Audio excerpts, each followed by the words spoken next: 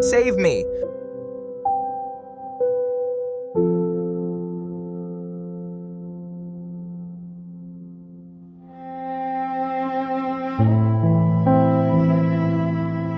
In the last days after authentic Bibles were banned, a desperate man stumbles upon a surviving copy, one the world had tried to erase.